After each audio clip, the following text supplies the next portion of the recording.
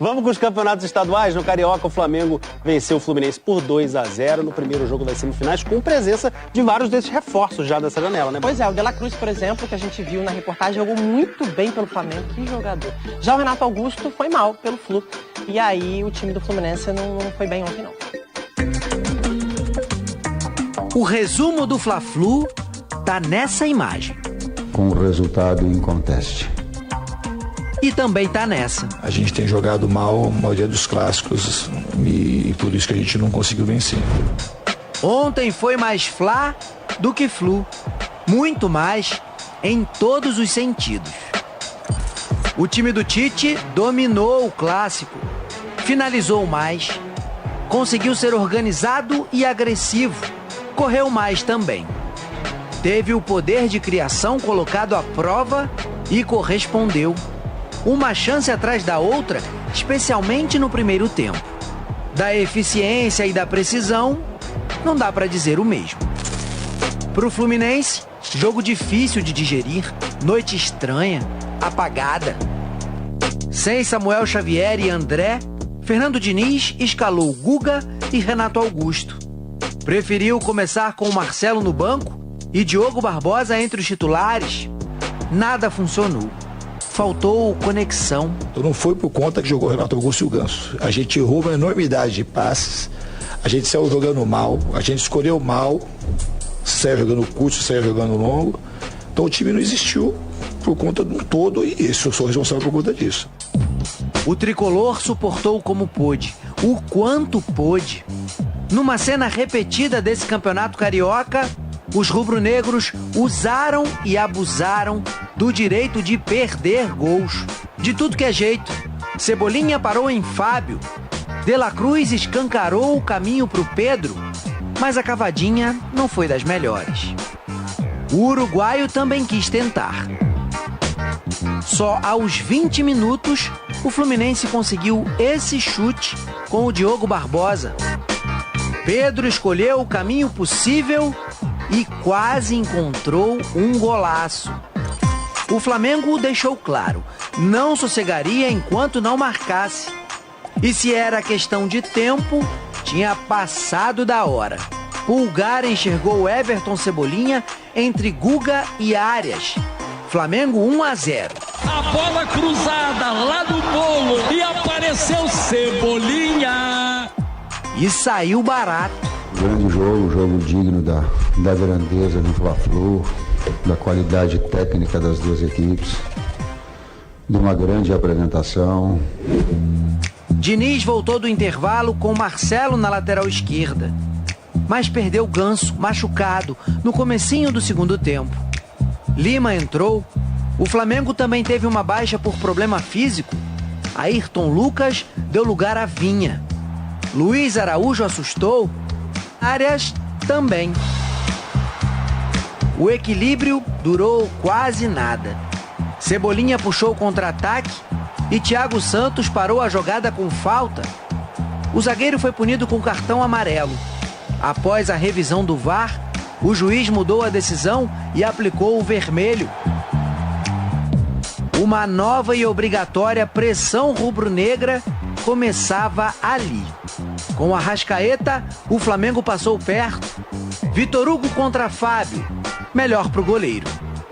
Ao Fluminense, uma única saída: tentar não sofrer mais gols. Só que o time falhou. Primeiro erro: deixar o Arrascaeta livre para pensar. Segundo erro: deixar o Pedro solto para voar. Gol! Dom Pedro Imperador marca o segundo gol do Flamengo aos 45. Pedro de novo ficou pertinho de fazer o terceiro. O Flamengo abre ótima vantagem para o segundo jogo da semifinal. E ela poderia ser ainda maior não fosse o goleiro Fábio. Para os tricolores, além do resultado, o desempenho do time deixa dúvidas e esfria o sonho do tricampeonato. O Flamengo pode até perder por 2 gols de diferença, que vai à final. Ou seja, o Fluminense precisa fazer 3 gols de vantagem no sábado que vem. Isso contra uma equipe que não sofre gol há 10 partidas. Só sofreu 1 no campeonato. E ainda tem o dado que maltrata os tricolores. A sequência sem vencer clássicos agora é de 12 partidas. A gente tem que melhorar muito o que aconteceu hoje no jogo. Ser um time completamente diferente, com outro tipo de postura. E daí tentar fazer alguma coisa melhor. Uma semifinal que está ainda aberta. Vamos expandir alguns desses números e destacar aqui os dois técnicos, começando pelo Tite. Constância, estabilidade. Tá aqui, ó, 16 vitórias, 2 empates, 4 derrotas em jogos oficiais, tudo isso, 75,7% de aproveitamento, 42 gols, 11 gols sofridos. Nesse campeonato estadual, apenas 1 gol sofrido, sendo que nem era o Tite nesse jogo, né, Bárbara? Era um time de meninos. O Flamengo já tá com essa cara do Tite. Muito. E ontem fez uma partida até que taticamente impecável contra o Fluminense, né? Em todos os setores do campo. O Flamengo conseguiu pressionar muito a saída de bola do Fluminense, se organizar, porque todo mundo tenta, né? Mas é muito difícil marcar essa saída de bola, porque gera muito espaço para o Fluminense quando não é bem feita. Ganhou os duelos no meio-campo, o Fluminense com o meio-campo muito menos marcador e sempre colocava mais de um jogador para marcar os atletas mais talentosos do Fluminense, como, por exemplo, o Arias. Então, o Arias, por exemplo, vencia o primeiro duelo e perdia o segundo, porque sempre tinha um outro jogador ali fazendo essa marcação. Então, é um cara que se preocupa muito com isso, né? O Tite, em organizar suas equipes defensivamente e ganhando campo. Para aí, sim, você pode ver ali as chances desperdiçadas do Flamengo. O Flamengo poderia ter vencido por muito mais. Então, foi uma partida impecável e com a cara do Tite, extremamente organizada. E os clássicos têm sido difíceis para o Fluminense. O Fluminense igualou, como o Richard falou na reportagem, a pior sequência sem vencer clássicos. São 12 jogos já, é a segunda pior, né? Na verdade, igual a 2021. O Fluminense não vence um clássico desde a decisão do Carioca do ano passado, justamente contra o Flamengo. Você acha que o Fernando Diniz ainda não encontrou a melhor forma de escalar esses reforços que chegaram no começo? Primeiro, falando sobre os clássicos, pior do que perder os clássicos é que não tem conseguido jogar bem esses jogos. Isso deixa uma impressão ruim. Sobre encaixar ou não essas peças, o Diniz apostou mais uma vez em recuperar jogadores que são talentosos e que estão aí pelo Brasil e que o Fluminense tem condições de contratar, como foi o Renato Augusto, né, que hoje é um jogador que chega para o Fluminense de graça. É um jogador muito talentoso numa fase, né, de idade aí um pouco mais avançada. A sensação que eu tenho não é sobre quem ele escala ou quem ele deixa de escalar, se é o time ideal ou não, mas esse time não está pronto. Né? Jogou o Mundial de Clubes no ano passado, teve férias até fevereiro, está com dificuldades aí de ter algumas adaptações dentro do que o Diniz acredita que é o potencial desse time, né? Que é apostar em jogadores mais experientes, jogadores talentosos com a bola no pé. Assim, tem uma desconfiança, a torcida tá ali pegando no pé como ontem, foi chamado de burro. Mas eu ainda acho que é muito início para a gente chancelar que não vai dar certo, ou que o caminho não é esse. Tem que esperar um pouco mais, o Diniz segue fazendo o que ele fez no ano passado, em apostar no que ele acredita. Bom, e no Campeonato Paulista... Com o Tite, as coisas vão começando a aparecer que estão nos seus devidos lugares. Só que a gente vai ter os testes ao longo da temporada. A gente vai ter... E o ambiente fica mais controlado, porque ele é um controlador de ambiente. Concordo, mas você falou, quando o Gerson voltar... Eu acho que o time está ganhando, tudo isso ajuda muito. Mas vai chegar a final da Libertadores, o Flamengo chegar até ela. Vão chegar os mata-matas mais importantes, os jogos dos grandes campeonatos.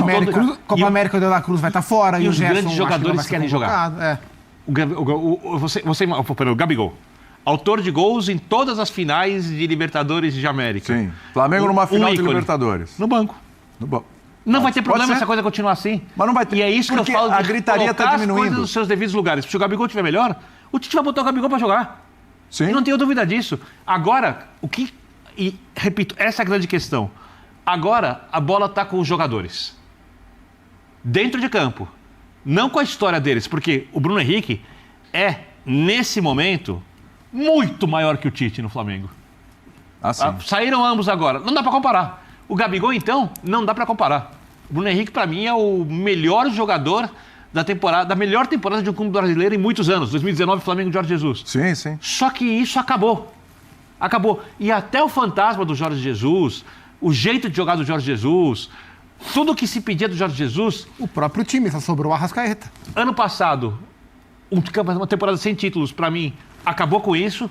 E em contraponto, a chegada do Tite, que para mim tem muito a ver também com a eleição no Flamengo, Porque o que a diretoria gerou de problema no passado, extracampo... O que aconteceu ano passado com o Flamengo está na conta da diretoria. A diretoria agora depende do Tite também. Então, mas é isso. Porque tem eleição. E a diretoria também, assim...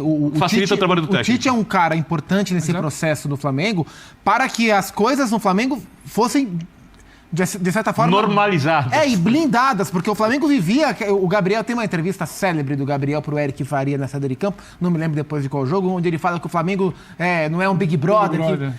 E o Flamengo conviveu com essa atmosfera Big Brodiana durante muito tempo, onde o dentro e o fora de campo estavam sempre em contato. Era o que um falava, o que o outro fazia fora de campo, o que a diretoria não conseguia controlar. Quem fazia a escalação. E diretor que brigava com o jogador que brigava com o técnico, preparador físico que batia no jogador, diretor que mordia a perna do torcedor e a rede social. Gerson brigando com o Varela, lembra? É isso, e o Tite é um cara que ele se antepara. Daqui por diante, quem cuida sou eu, e ele tem essa expertise de cuidar. O trabalho pode andar bem ou pode andar mal. O campo pode ir bem ou pode ir mal. Essa é uma outra coisa. Agora, esse controle do ambiente, essa interferência menor do extracampo, é um traço do trabalho do Tite em qualquer lugar. Em qualquer lugar. Então era natural que isso tivesse um efeito, pelo menos imediato, no Flamengo. Vai ser suficiente para sustentar a temporada inteira? Isso a gente vai ver, não é hora de adivinhar. Mas nesse primeiro momento, era natural... como tem que ser feito. E que o Flamengo se beneficiasse disso. E o Tite é importante para a diretoria, porque a gente pode falar sem medo de errar, que o que o Tite consegue fazer, a diretoria não tem competência total. Ela não teve em todos esses últimos anos. Então, o Tite, ele é útil para essa diretoria pressionada de um ano sem título. Esse ano o Landim, obviamente, vai tentar fazer um sucessor.